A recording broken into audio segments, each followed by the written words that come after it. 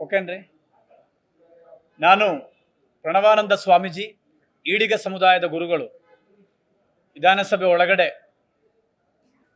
Exercise ಇಲಾಖೆಯಲ್ಲಿ 2-3 ಅಧಿಕಾರಿಗಳನ್ನೇ ಭೇಟಿಯಾಗಿ ನಮ್ಮ ಕುಲಕಸಬು ಮರಳಿ ಪ್ರಾರಂಭ ಆಗೋದ್ರ ಬಗ್ಗೆ ಅವ್ರಿಗೆ ಮನವಿಯನ್ನು ಕೊಟ್ಟಿದ್ದೇನೆ. ಅದರ ಜೊತೆ ನಮ್ಮ ಅತಿ ಹಿಂದುಳಿದ ಮಠಾಧೀಶರ ಮಹಾಸಭೆಯಿಂದ ಒಂದು ಒತ್ತಾಯವನ್ನೇ ಮಾಡ್ತಾ ಇದ್ದೀನಿ. ಈಗಾಗಲೇ ಈ ಕಳೆದ ಬಜೆಟಲ್ಲಿ ಅತಿ ಹಿಂದುಳಿದ ಮಠಾಧೀಶರ ಮಹಾಸಭೆಯಲ್ಲಿರ್ತಕ್ಕಂಥ ಮಠಾಧಿಪತಿಗಳಿಗೆ ಯಾವುದೋ ರೀತಿಯಲ್ಲಿಯೂ ಕೂಡ ಹಣವನ್ನು ಮಂಜೂರು ಮಾಡಲಿಲ್ಲ. ಅದಕ್ಕೆ ಕಾರಣ ಏನು ಅಂದರೆ, ಡಿ ಕೆ ಶಿವಕುಮಾರ್ ಅವರು ಮುಖ್ಯಮಂತ್ರಿ ಆಗಬೇಕು ಅಂತಕ್ಕಂಥದ್ದು ನಾವು ಒತ್ತಾಯ ಮಾಡಿದ್ದೀವಿ. ಮಾನ್ಯ ಮುಖ್ಯಮಂತ್ರಿಗಳು ಯಾರು ಡಿ ಕೆ ಶಿವಕುಮಾರ್ ಪರವಾಗಿ ಮಾತನಾಡಿದ್ದಾರೆ ಅವ್ರನ್ನೆಲ್ಲರನ್ನೇ ಕೂಡ ಅವಾಯ್ಡ್ ಮಾಡಿರ್ತಕ್ಕಂಥದ್ದು ಈ ಬಜೆಟಲ್ಲಿ ಕಂಡು ಬಂದಿದೆ. ಅಷ್ಟೇ ಅಲ್ಲ, ಈಡಿಗ ಸಮುದಾಯಕ್ಕೆ ಈಗಾಗಲೇ ಕುಲಕಸಬು ನಿಲ್ಲಿಸಿ 25 ವರ್ಷ ಆಯಿತು. ಯಾವುದೂ ಪರ್ಯಾಯ ವ್ಯವಸ್ಥೆಯನ್ನೇ ಕೂಡ ಮಾಡಲಿಲ್ಲ. ಆದ್ದರಿಂದ ಸಮುದಾಯಕ್ಕೆ ಯಾವುದೋ ರೀತಿಯಲ್ಲಿಯೂ ಕೂಡ 1 ರೂಪಾಯಿ ಹಣವೂ ಕೂಡ ಇದರಲ್ಲಿ ಮಂಜೂರು ಮಾಡಲಿಲ್ಲ.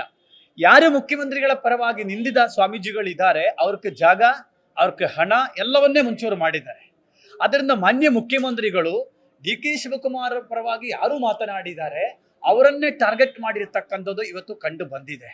ಇದು ಮಾನ್ಯ ಮುಖ್ಯಮಂತ್ರಿಗಳಿಗೂ ಸೇರಿರ್ತಕ್ಕಂಥದ್ದಲ್ಲ. ನಾನು ಕೂಡ 700 ಕಿಲೋಮೀಟರ್ ಪಾದಯಾತ್ರೆ ಮಾಡಿ ಫ್ರೀಡಂ ಪಾರ್ಕಲ್ಲಿ ಬಂದಾಗ ಸನ್ಮಾನ್ಯ ಶ್ರೀ ಮಾಲಿಕೀಯ ಗುತ್ತಿಗೆದಾರ ಮುಖ್ಯಮಂತ್ರಿಗಳನ್ನ ಭೇಟಿಯಾಗಕ್ಕೆ ಹೋದಾಗ ಮುಖ್ಯಮಂತ್ರಿಗಳು ಹೇಳಿದರು, ಪ್ರಣವಾನಂದ ಸ್ವಾಮೀಜಿ BJP ಏಜೆಂಟ್ ಅಂತಕ್ಕಂಥ ಮಾತನ್ನ ಹೇಳಿದರು.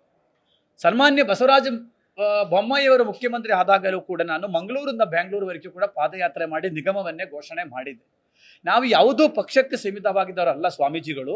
ಆದರೆ ಡಿ ಕೆ ಶಿವಕುಮಾರ್ನ ಪರವಾಗಿ ಮಾತನಾಡಿದ ಕಾರಣಕ್ಕೆ ನಮ್ಮನ್ನೇ ಯಾವುದೋ ಒಂದು ಪಕ್ಷಕ್ಕೆ ಸೀಮಿತ ಮಾಡತಕ್ಕಂಥ ಕೆಲಸಕ್ಕೆ ಇವತ್ತು ಮಾನ್ಯ ಮುಖ್ಯಮಂತ್ರಿಗಳು ಕೈ ಹಾಕಿದ್ದಾರೆ. ಏನು ಹಣ ಕೊಡ್ಲಿಲ್ಲ ಆದ್ರೆ ಇರಲಿ, ಜಗ ಕೊಡ್ಲಿಲ್ಲ ಅದಿರಲಿ, ನಮ್ಮ ಸ್ಟ್ಯಾಂಡ್ ಬಹಳ ಸ್ಪಷ್ಟ ಇದೆ. ರಾಜ್ಯದ ಮುಖ್ಯಮಂತ್ರಿಗಳಾಗಿ ಡಿ ಕೆ ಶಿವಕುಮಾರ್ ಅವ್ರನ್ನ ಏನು ಹೇಳ್ತಾರೆ, ಈಗ ಪಂಚರಾಜ್ಯದ ಚುನಾವಣೆ ಆದ ಮೇಲೆ ಮಾಡ್ತೀನಿ ಅಂತಕ್ಕಂಥ ಹೈಕಮಾಂಡ್ ಹೇಳ್ತಕ್ಕಂಥ ವಿಚಾರವನ್ನೇ ಹೇಳಿದ್ದಾರೆ. ಯುಗಾದಿ ಆಯಿತು, ಮಕರ ಸಂಕ್ರಾಂತಿ ಆಯಿತು, ಇದು ಮುಂದುವರಿಸ್ಕೊಂಡು ಹೋಗಿದ್ರೆ ಏನು, ಹಿಂದುಳಿದ ವರ್ಗದ ನಾಯಕರಂದ್ರೆ ಒಬ್ಬರೇ ಅಲ್ಲ. ಇವತ್ತು 2Aಯಲ್ಲಿ ನಾವು 104 ಜಾತಿ ಇದ್ದಾವೆ. ಅದರಲ್ಲಿ ಯಾರ್ಯಾರಿಗೆ ಅವಕಾಶವನ್ನೇ ಸಿಕ್ಕಿದೆ, ಯಾರಿಗೂ ಸಿಗಲಿಲ್ಲ, ಕೇವಲ ಒಬ್ಬರಿಗೂ ಸಿಕ್ಕಿದೆ.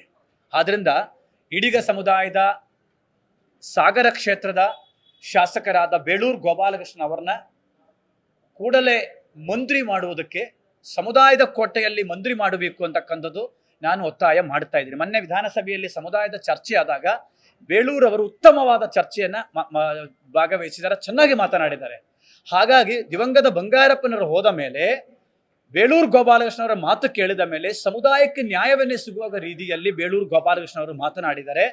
ಮಾನ್ಯ ACC ಅಧ್ಯಕ್ಷರಾದ ಖರ್ಗೆ ಅವರಲ್ಲಿ ಮನವಿ ಮಾಡುತ್ತೇನೆ, ಬೇಳೂರು ಗೋಪಾಲಕೃಷ್ಣವನ್ನೇ ಸಮಾಜದ ಕೋಟೆಯಲ್ಲಿ ಮಂತ್ರಿ ಮಾಡಿ ಅಂತಕ್ಕಂಥದ್ದು ಕೂಡ ನಾನು ಒತ್ತಾಯವನ್ನೇ ಮಾಡ್ತಾ ಇದ್ದೀನಿ. ನಮಸ್ಕಾರ.